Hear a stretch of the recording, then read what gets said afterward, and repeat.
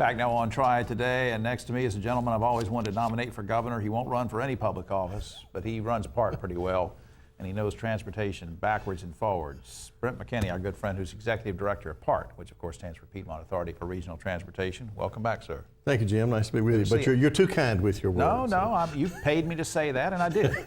How is, well, we got a lot of things I want to get to. We may not get to, we'll have to get you back. But okay. How is ridership on PART going these days? Ridership continues to increase. You know, there's a lot of factors that drive up the choice to use public transportation, or really to make a change and do anything. Right. Probably the number one factor is cost, and the economy in various ways is encouraging people to use public transportation. I see all of our routes are increasing on ridership. You see all that congestion on the. I was talking to somebody the other day about all the congestion on the interstate, and there's construction here and a wreck here and whatever.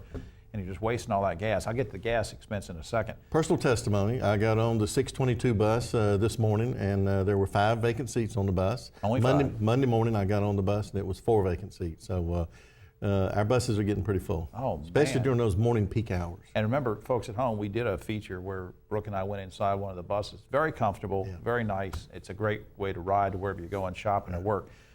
Any new routes or stops being planned? We now run 3 round trips between Winston-Salem and High Point daily to meet Amtrak.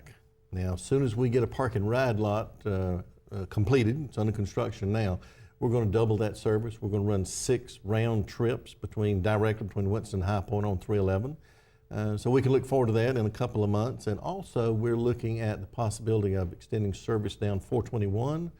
That'd be good. Pleasant Garden and on down toward Liberty in the edge of Randolph County. What about funding sources? You know, a lot of folks at home say, yeah, I'm trying out PART, it's great, you know, and we want to keep the word going.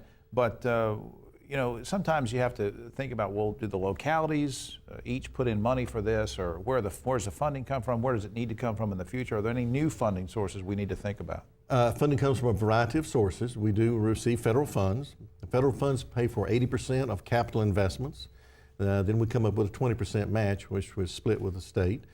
State funds are available to help us. We also get fare box. With good ridership, with good fare box, during the peak hours, the riders practically pay for the ride themselves. And then we do get a local source. We have a 5% tax on short-term rental vehicles in this area, and that generates our match to bring federal and state dollars back here. Well, you're talking about gasoline earlier. Now you just touched on a thing about price and fares and folks. I mean, what was the figure you quoted me about the average amount that people spend just on gasoline for their cars every year? There's some new numbers out that came out by the Center for Neighborhood Technology, which is a division of Reconnecting America.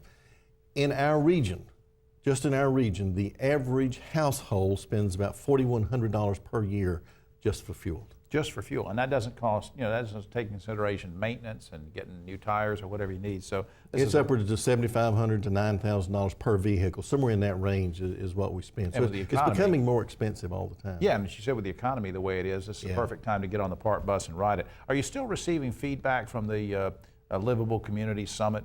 Can you tell any difference? Anything people trying to do? Yeah, and nice you should mention that. A few months back, we had Secretary LaHood here for a summit in our region.